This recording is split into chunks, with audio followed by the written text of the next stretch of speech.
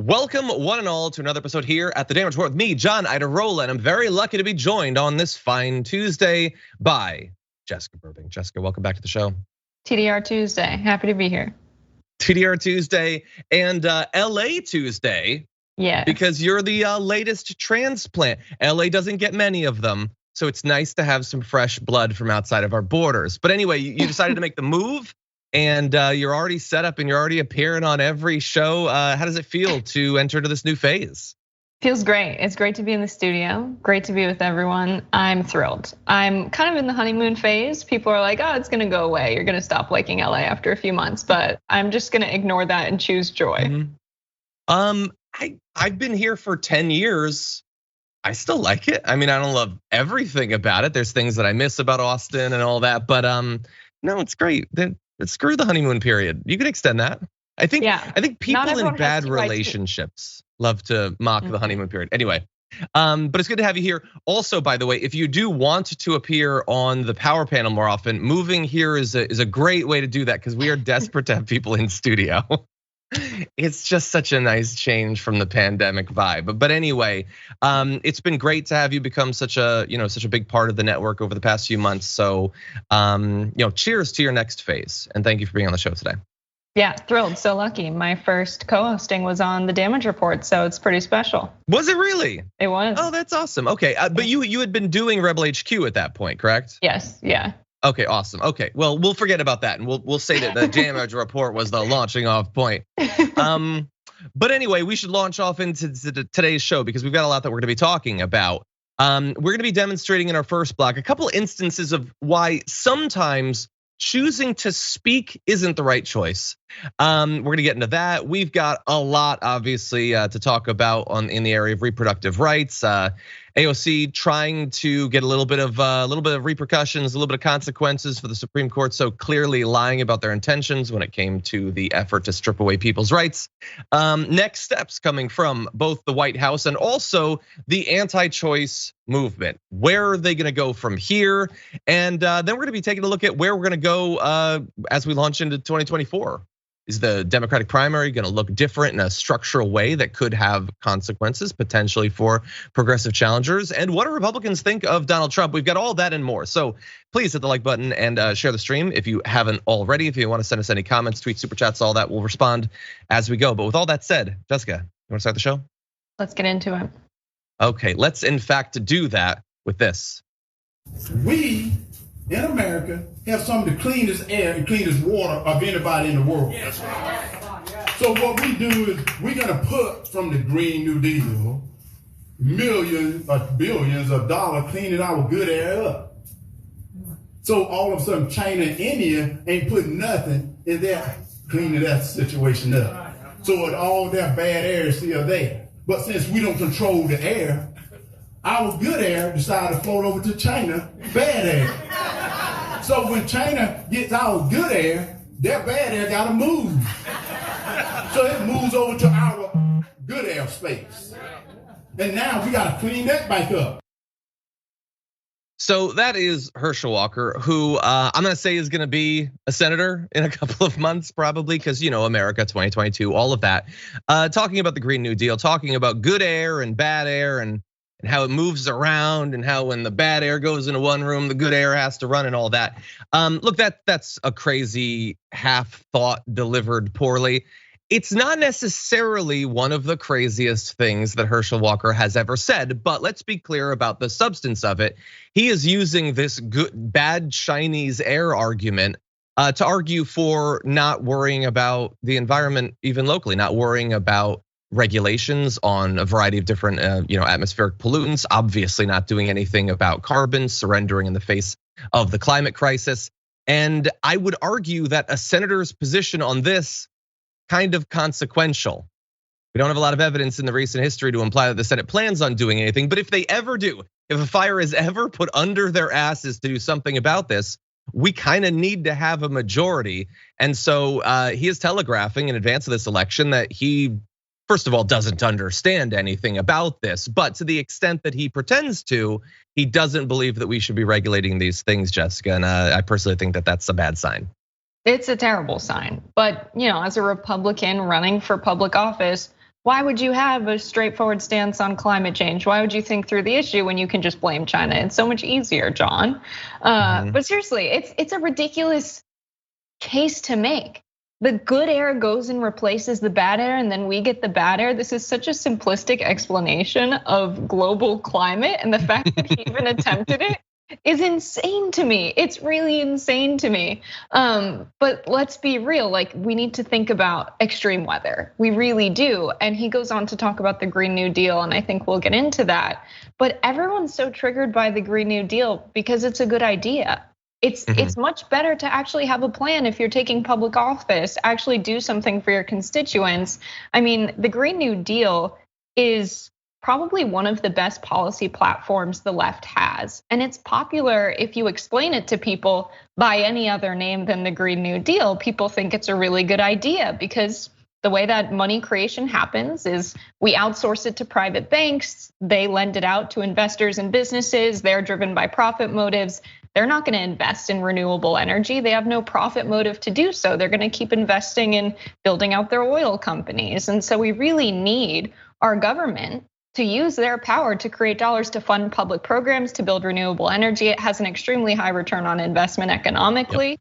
And also it's good for human life, which is something we should consider when we're thinking about, I don't know, making policy and becoming a senator.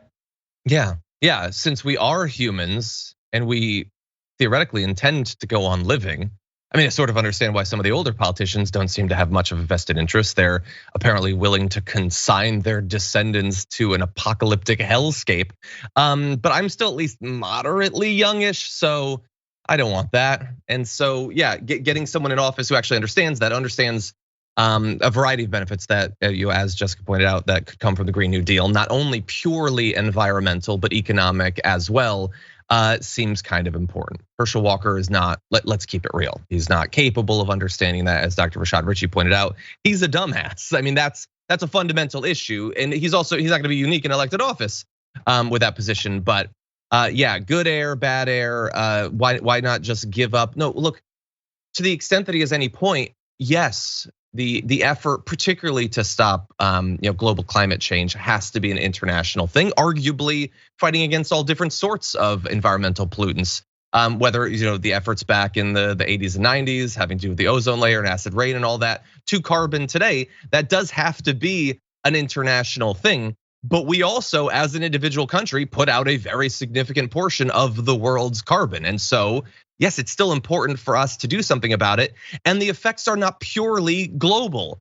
There are tons of just national and local effects of this sort of pollution, which we're gonna get into because he made a bold claim there. He said, our air and water is the best in the world. And there's nothing conservatives love more than pretending we've already solved problems that they are actively standing in the way of solutions for. America's air, to be clear, is much cleaner than it used to be, but it's not the cleanest. And recent data suggests that air pollution is in fact increasing once again. By one particular metric, fine particulate pollution, the US ranks 10th in air quality. New Zealand, Canada, Australia, and several European countries can boast clearer skies. Now, we have improved, and you can see in this map over time, a little graph basically of how that has worked out. There was a lot more pollution back in the 80s, but to be clear, we didn't improve because we just thought good things about America and our exceptionalism. The federal government and state and local governments put into place new regulations to make it so. And he is specifically talking about giving up on that, on rolling back. So he is trumpeting something that we haven't already solved. We don't have perfectly clean air, but to the extent that we do, it's because of the things that he now wants to kill. And this is incredibly consequential. I apologize that I'm boring you about the environment, especially so early on in the show, but deaths related to air pollution fell by about 30% between 1990 and 2010. Despite these gains, more than about a third of Americans, 110 million, still live in counties with unhealthy levels of pollution, and about 100,000 Americans die prematurely each year of illnesses caused or exacerbated by that pollution. Now, I understand it's gonna be hard to get America to get really worked up about 100,000 needless deaths when it was perfectly happy to throw 1 million Americans onto a gigantic heap during the pandemic, but I would argue it's something worth doing something about. Jessica, what do you think? Yeah, let's put this in Herschel Walker terms, right? Good pollution policy makes good air, Republicans want to do bad pollution policy and replace the good air with bad air. Exactly. There we go. How about this? Bad brain get pushed out by good brain. Bye-bye, bad brain. I think you might have been extending him too much goodwill in your explanation. Anyway, oh, by the way, just to put a little final point on this, a reminder, and I was out of town when this was being covered, but Francesca did a great job of covering it. The Supreme Court recently restricted the EPA's authority to mandate carbon emissions reductions, but don't worry, I'm sure that's where they'll end in their hamstring of the EPA. That'll be it from here on out.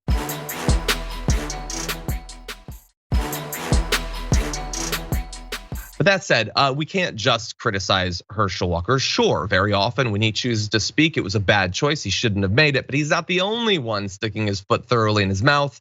Let's jump into this. Raul helped build this organization with the understanding that the diversity of this community, as distinct as the Bogotas of the Bronx, as beautiful as the blossoms of Miami, and as unique as the breakfast tacos here in San Antonio,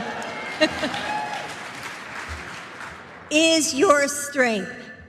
Okay, perhaps that is their strength, but speaking appears to not be hers. That was just terrible. That's Jill Biden, of course, First Lady, hardly the worst person in the country, but apparently someone who could use a little bit of sensitivity training, a little bit of education about, not comparing entire communities of people to food. What a Bogota is, I don't know. I've always been a fan of Bogota cats. I follow a few Instagram accounts of them. But anyway, that was her trying to put a spotlight on, this progressive organization. So that's fine. And look, she's not the president. Let's be clear about that. But that certainly doesn't look good. And I don't think it does a lot to reassure people, whether they're Latinx or otherwise, that this administration is like really seriously considering them and their concerns when this appears to be the best they can do rhetorically. Jessica, what do you think? Yeah, of course, intention is more important than your effect, whatever, blah, blah, blah. But still, people should be held accountable for the things that they say. And Bogota's, I'm sorry, is unforgivable. It reminds me when Andrew Yang was running and he's in like the nicest grocery store and he's like, I'm here in this bodega. And it's like, dude, you're running for mayor of New York City. You need to know what a proper bodega is. But it's like, tell me you've never lived in a diverse community without telling me you've never lived in a diverse community. I mean, to point to tacos and bodegas and flowers, like there are actually people in those communities and the people have culture and they have perspectives and their own language and their own music. And yeah, the food is good, but let's talk about the people and how great it is being in a community of diverse people. But of course, that's not what she's going to talk about here. And it doesn't, I don't forget that she's married to a guy that was really calling for segregation in the late 70s. Like I pulled a quote from Joe Biden where he said, unless we do something about this being segregation, my children are going to grow up in a jungle, the jungle being a racial jungle. Like she married that guy. Like, yes, times have changed, Biden has changed, but maybe we should run candidates who at that point in time were fighting to end segregation, or maybe candidates who weren't even around then. I had forgotten that quote, but I love that he says it'll be a jungle. Oh, sorry, I don't mean a literal one. I mean a racial jungle. That's not better, you insane backwards racist. He didn't think about the tacos though. He should have thought about the tacos. Look, food obviously is an important part of culture. It's a part of, the cultural contributions of a variety of different groups. That doesn't mean you should be in the habit of casually comparing people to their food. I'm part Italian, don't call me a spicy meatball. You can say that you enjoy Italian food. I'm not manicotti, okay? I'm a man, not manicotti. But that's, I think, a minimum bar for speaking about people. Don't compare people's culture to food. Don't compare people's skin color to food. People are people and food is food. With the way American capitalism is going, I don't doubt that at some point people will be food. We will be forced to consume each other, but we're not there yet and let's act like it. Now, in response to those comments, the National Association of Hispanic Journalists put out a statement encouraging Flotus and her communications team to take time to better understand the complexities of our people and communities. We are not tacos. Our heritage as Latinos is shaped by various diasporas, cultures, and food traditions. Do not reduce us to stereotypes. Do not force people who might otherwise be allies of yours to have to state we are not tacos. That's a bad point in a presidency that already wasn't going well. And it opens you up to attacks from the other side too. So Representative Andy Biggs, a Republican, tweeted, Jill Biden says Hispanics are as unique as tacos and calls bodegas bodegas. No wonder Hispanics are fleeing the Democratic Party. And look, I think there's a natural impulse that even I feel to say, well, I don't think Representative Andy Biggs had a big problem with Donald Trump's I love Hispanics tweet about taco bowls and all that. But at least in that case, Trump was just weirdly making it about taco bowls. He didn't literally say that people are taco bowls. Don't be worse than Trump would be my advice.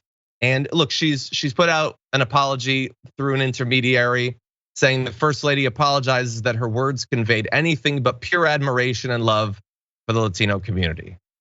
And okay, you can do that, and maybe that'll repair a little bit of the damage. But is what the Biden administration needs right now damage control for new damage? They've got enough on their plate already. Yeah, even the speechwriter here. If there was a speechwriter, which I assume there was, even they didn't do their due diligence here. I think a better apology would have just been like Jill Biden reading the definition of a bodega in Merriam-Webster, like just holding up the dictionary and reading it aloud. Anything, even her just like making a video, posting it to social media, addressing it directly as the person who made the statements.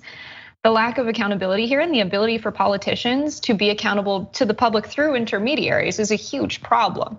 This is supposed to be a democracy. We elected President Biden. This is his wife. She's the first lady. She should address this herself. And having these intermediaries just keeps them more disconnected from the public, which they're supposed to serve. Yeah, look, maybe she will. Maybe they're planning to have her say something, or maybe they're worried that were she to come out, like unless it's very tightly scripted and run past some people, assuming that there is diversity in the room of her speechwriters, that maybe she would make it worse somehow. I don't know. She also, it's not like she, constantly gives public appearances, but I would say maybe you could pack her schedule a little bit in response to this, because it certainly ain't helping. Yeah. I don't know. Okay, with that said, we are going to go to our first break. When we come back, though, the SCOTUS clearly lied to us about what they planned to do when it came to Roe v. Wade. That has proven to be quite consequential. We're gonna dive into that as well as where we might go from here after this.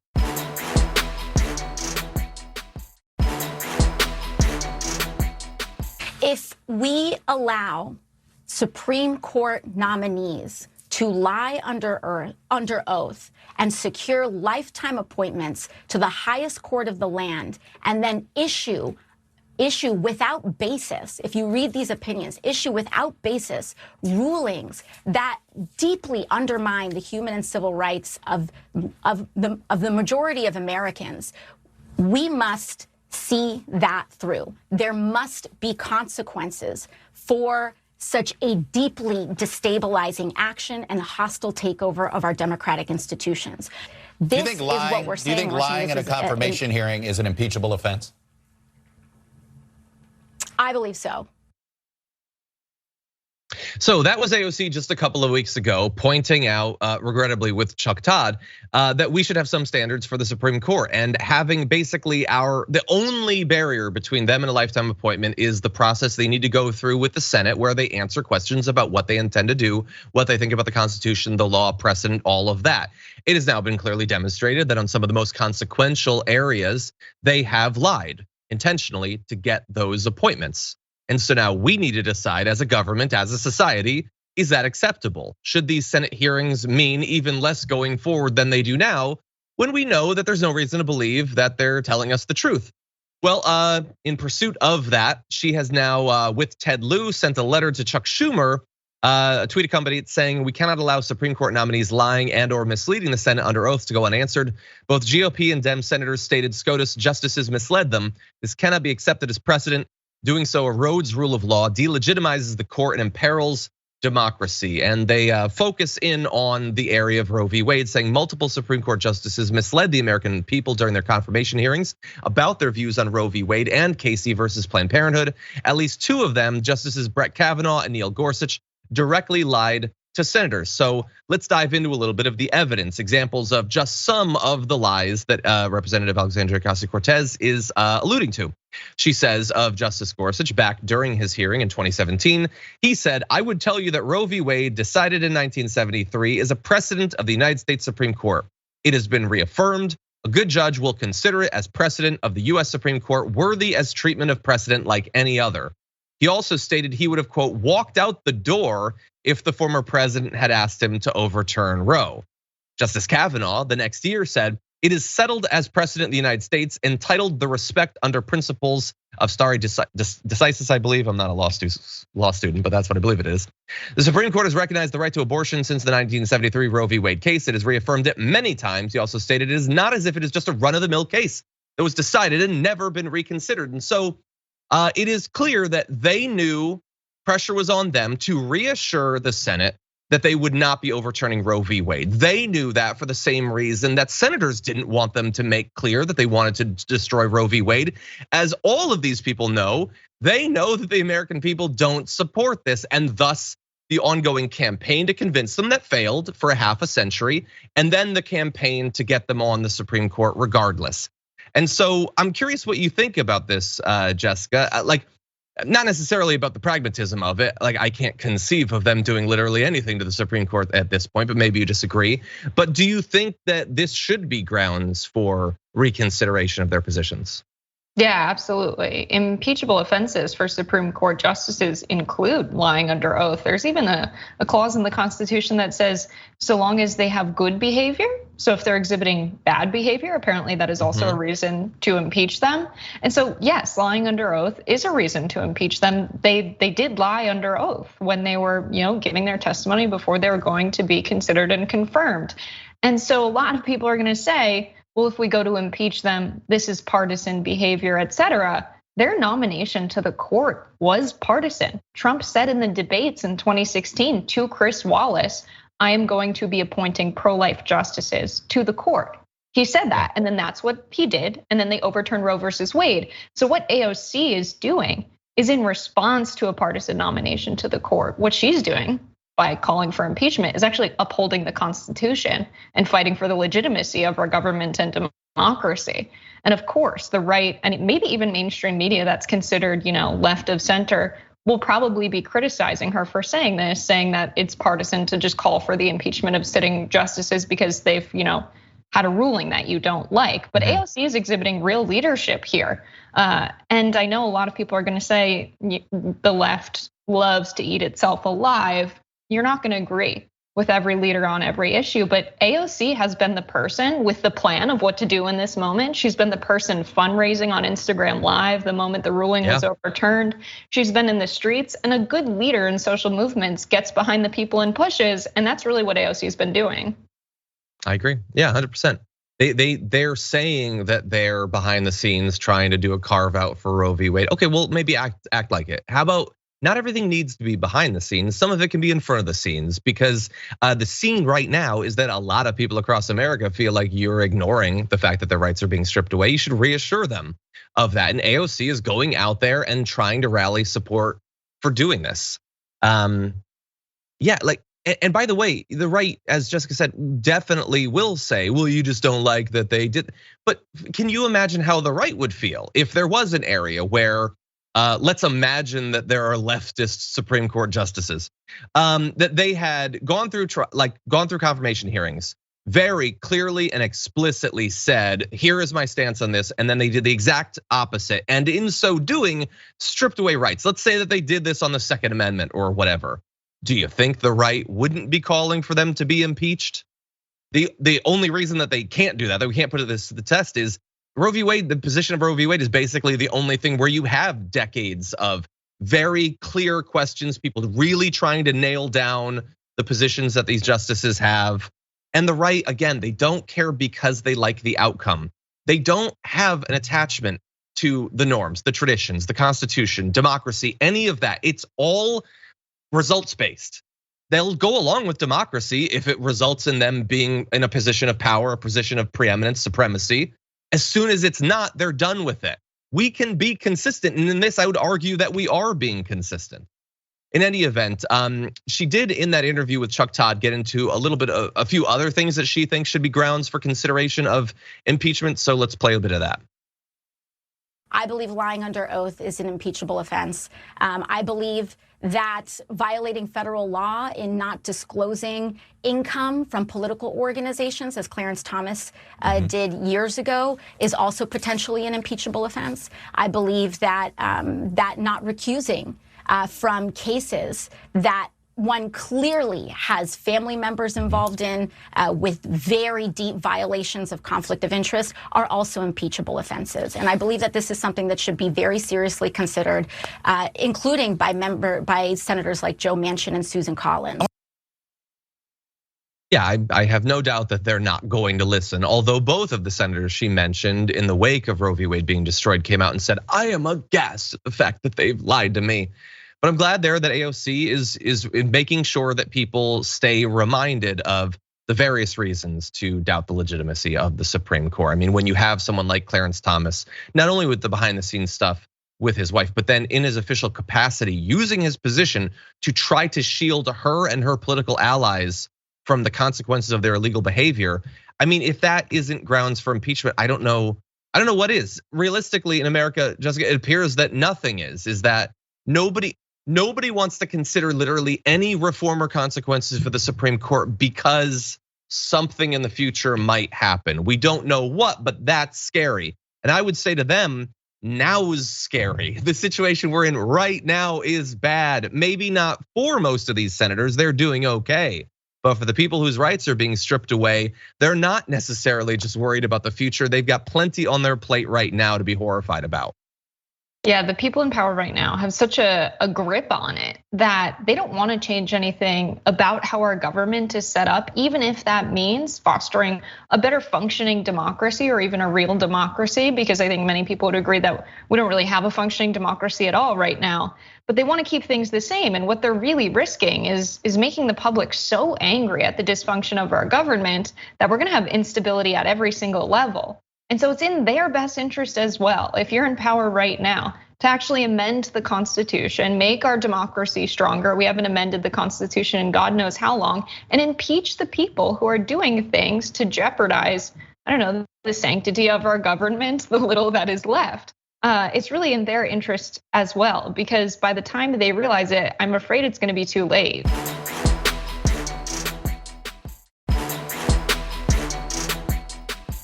Okay, well, let's get into that, sort of looking back to the destruction of Roe v. Wade. Let's look forward to what's being done now and what might be coming soon in this next block.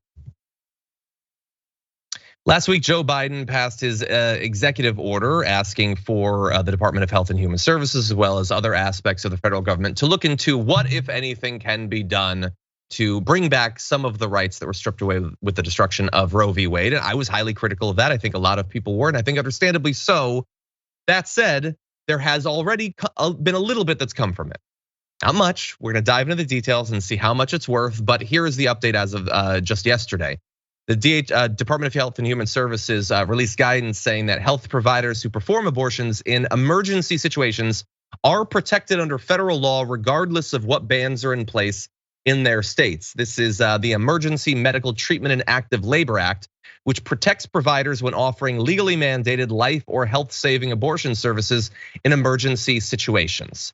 And they specifically say that that statute requires that Medicare hospitals provide all patients an appropriate medical screening, examination, stabilizing treatment, and transfer if necessary, irrespective of any state laws or mandates that apply to specific procedures. So if this actually works out the way they're implying, if on the ground you can actually rely on this, then at the very least, even in the many states, the increasing number of states where abortion has been made illegal, the number where there's no consideration whatsoever for the health or life of the mother, theoretically, assuming the medical providers aren't, regardless of this, so terrified that they won't go through with it, you might still have the rights you had for the entirety of your life. And so, Jessica, that is at the very least something. They've rolled back the reduction of rights by a little bit.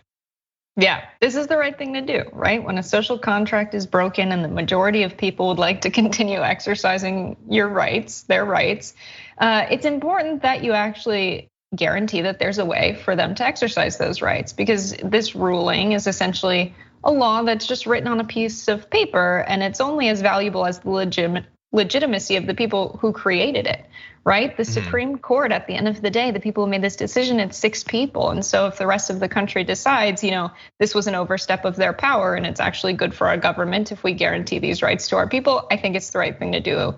And it's what should be done moving forward. Yeah, and it's something.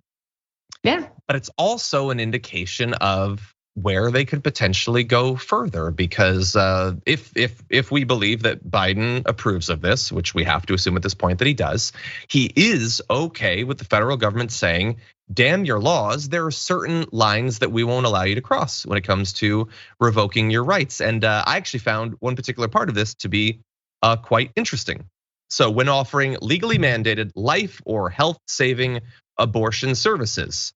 So let's talk about life. Let's talk about health. What's health? How damaging would the threat to the health have to be for this to trigger? And if we're not just talking about the doctor thinks that the person's going to die, but that they might suffer some sort of lingering negative effect to their health. Health is a little bit broader than just the state of your kidneys or your lungs. What about your psychological health? What about your emotional health? What about your financial health? Being forced to, as a 10-year-old, give birth to the product of incestuous rape. So if that doesn't threaten to kill the 10-year-old, are we implying that that's not bad for their health in any way? No, I think that it clearly is. And so we've now got an avenue.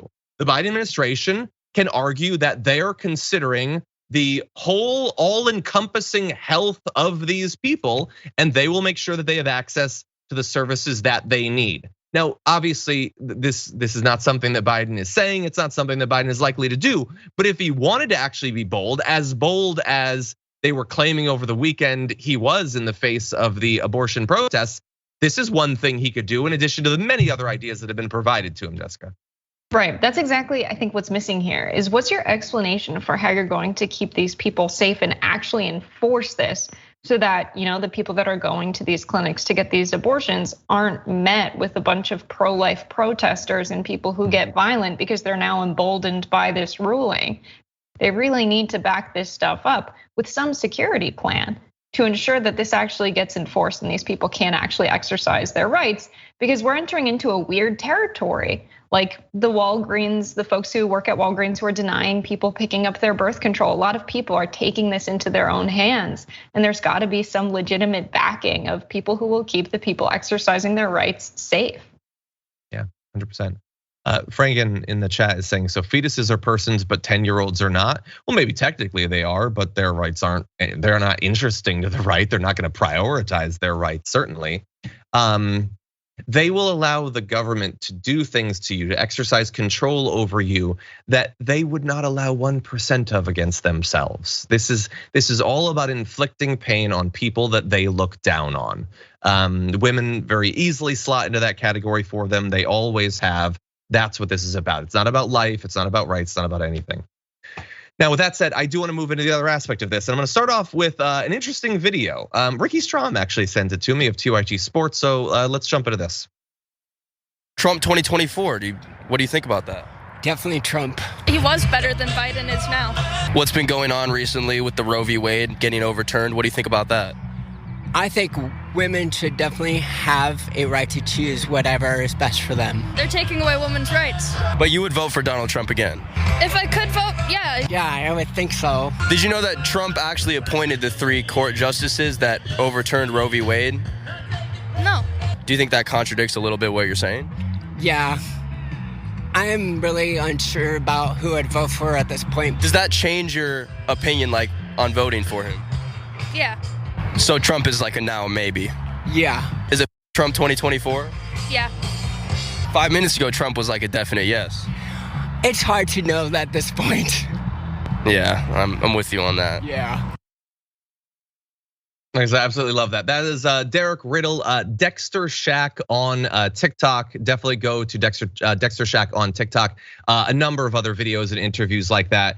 I have all the respect in the world for the people who risk their sanity and potentially their bodily health to do interviews like this at these sorts of events. But that was interesting. Of course, anecdotal. God only knows, if you were to poll all Trump supporters, what they would think. But we cannot overestimate how much people know about what politicians have actually done and not done. One would think that they would know that this conservative supermajority was delivered by Donald Trump. He certainly loves to brag about that, but possibly many conservatives don't.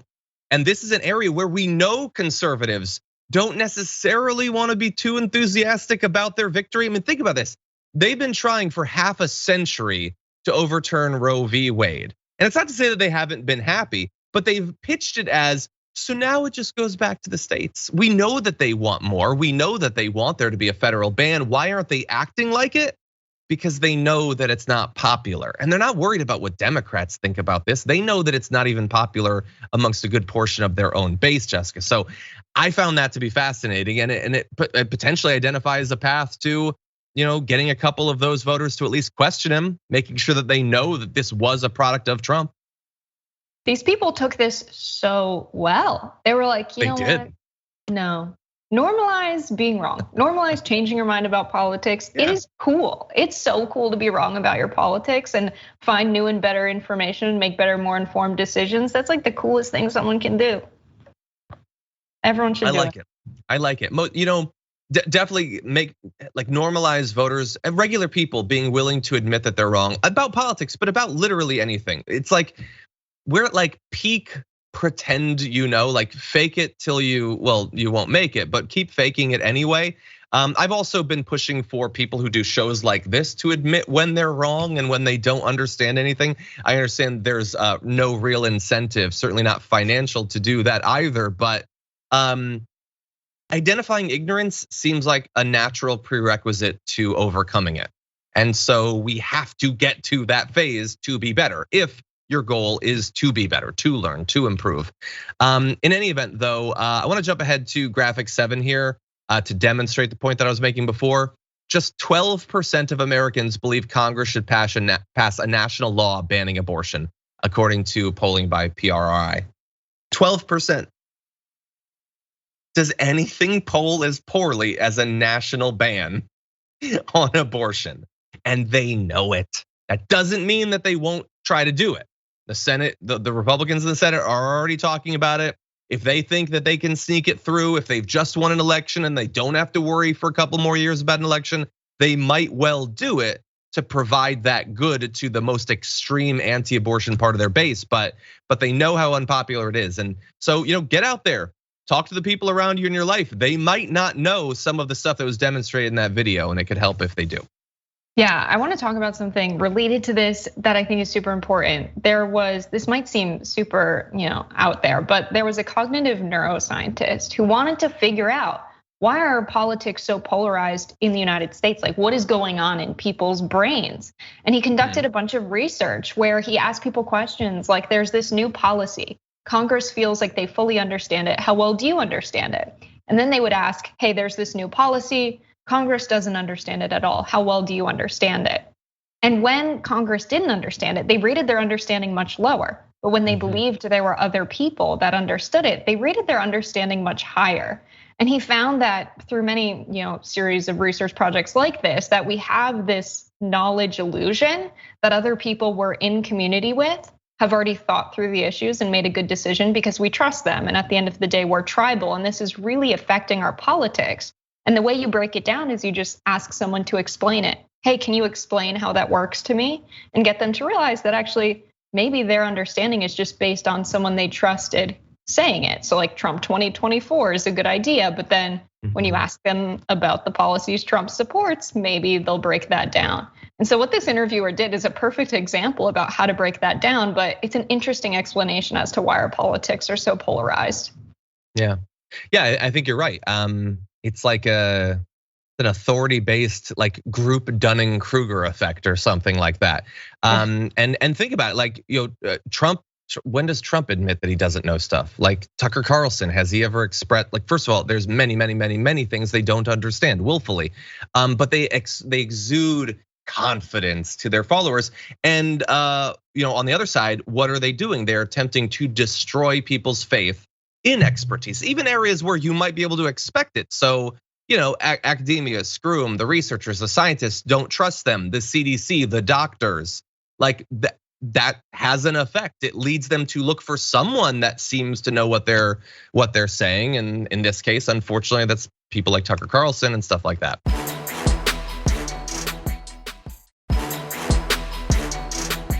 Okay, so there's a lot of discussion of food going on in regard to bagels. Funk Dragon says there are a few in LA. Come on now.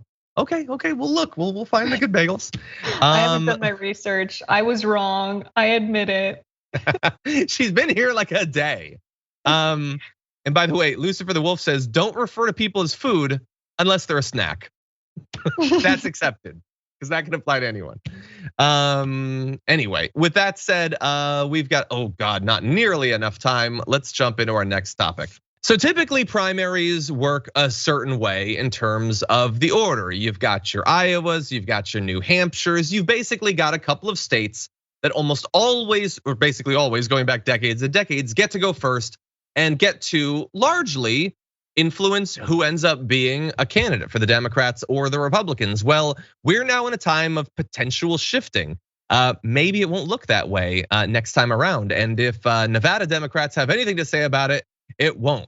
On Monday, they passed a bill that aims to make that state the first to weigh in on the 2024 presidential primary contest. It still needs to be signed into law, and the national parties would need to accept it. So this is not a done deal. And there are some who are not happy with this, like those states that always get to go first and get to have 1 billion visits from every presidential candidate. New Hampshire is making the case of the DNC that they should get to be among the first there. And so I wanted to have this conversation specifically with you, Jessica, because I know that you worked with the Bernie campaign. And it's not like Bernie didn't do well in those early races, but it does shape the race. What do you think about this? Yeah, the folks in Iowa are gonna be so upset. I promise you that. This is the one thing that they have as being the first caucus. And I'm pretty sure it's written in like the party founding document, or maybe even like the state constitution, like that they have to be the first caucus in the country, technically a caucus, right? So New Hampshire can have a primary election before them, but since that's not technically a caucus, it's fine if they're not first. But this is very important to them and their culture. And so it's gonna cause drama in the Democratic, party establishment in all of these states. I think we should have primaries on the same day all across the country. I think that makes the most sense. And it's kind of ridiculous that because a few folks in Iowa, which in demographic means are not representative of the country, get to decide, this is the front runner. And that really leads to people in other states voting for the candidate that won. People really like picking winners. And it's a problem that you can have people going and casting a ballot simply because they saw other people cast a ballot for that person, not because they're voting in their self-interest. And so that's bad for democracy. But Iowa really proved in 2020 that they don't really have the capacity to hold a good election. With the technology they relied on that was super unreliable, and just being in those caucus rooms, it's not a good way to pick the president. Sure. Yeah, I get what you're saying. Look, when it comes to like Iowa and New Hampshire, I get it. If you had always been first, you'd want to stay first. You'd want to stay best. Look at a lot of white people and the way they talk about race. It's good to be first and they don't want to give it up. That said, you had it for a really long time. Maybe at some point sharing is caring. Maybe we could start to mix it up a little bit. Like, do you have to have it for 1,000 years? That said, I get what you're saying about doing it all in one day. And I do think there are some benefits to that. It does make me a little bit uncomfortable though, because, and it's not to say that there wouldn't be, a campaign for months that leads up to it, but I do kind of like the politicians having to respond to things, having to shift, having to ask answer hard questions, it might still be possible. I certainly don't think it needs to be as dragged out and weird as it is right now. But anyway, I definitely think that in particular to generate some more demographic, especially racial diversity in terms of the early votes. Like, come on, you got to mix it up. I think Nevada has a very good case to make in that area. I understand that they're not going to like it, and I worry that the Democratic Party is going to cave to it. But I think the time has probably come. Yeah, I totally agree. Demographically, it makes sense that Nevada would go first, and there is a strength to staggering the parties or the primaries by state, because then the candidate actually has time to go and meet the people in the state. They get to know who they're voting for, and because there's a series of primaries, the candidates get much better at telling their story, communicating their message, which prepares them better for the general election. There are all sorts of reasons we could point to, but yeah, demographically, Nevada is much more representative of the rest of the country than Iowa is.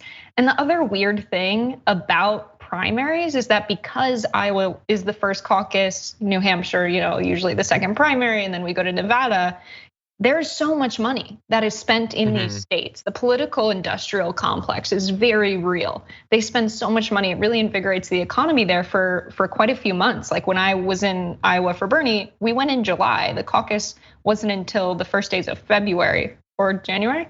It's a long time ago, but yeah, we're there for months and months and months. And so they're gonna be upset also about what this is going to do to the local economy. They kind of rely on that money coming in. Yeah, that's true. Yeah, although, the case would be that it could help the local economy of other states. Again, that's why I think it should be a rotating thing. I think it's just fair. Like, I feel like this is tapping into what are supposed to be some values of our party. Like that there's supposed to be a little bit of equality, like that you can mix it up.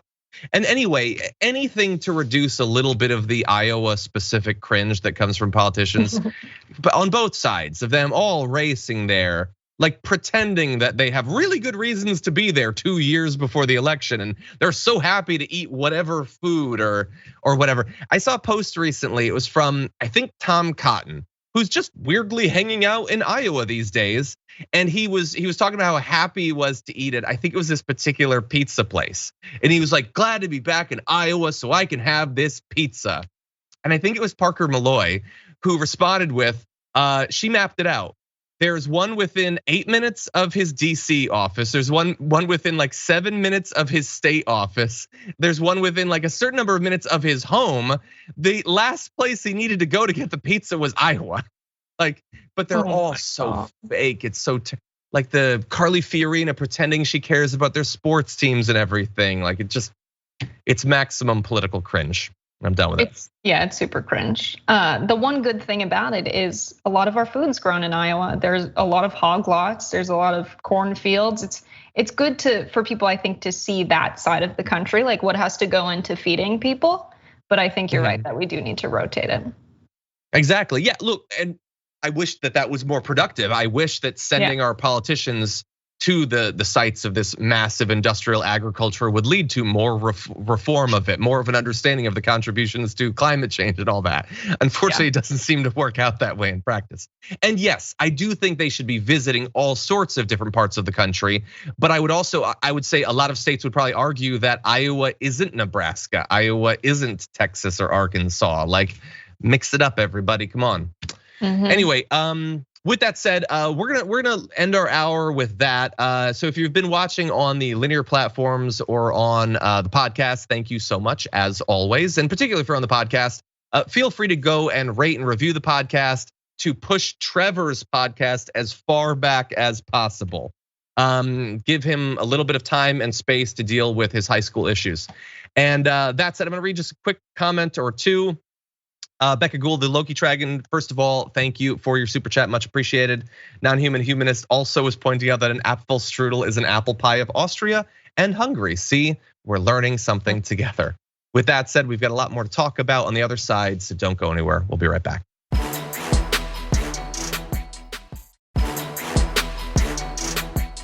Brian says in a super chat, if I lie during a job interview, I will likely be fired. Why are we not holding the SCOTUS to at least the same standard? They're powerful and rich. We always have the least standards for the people we give the most to.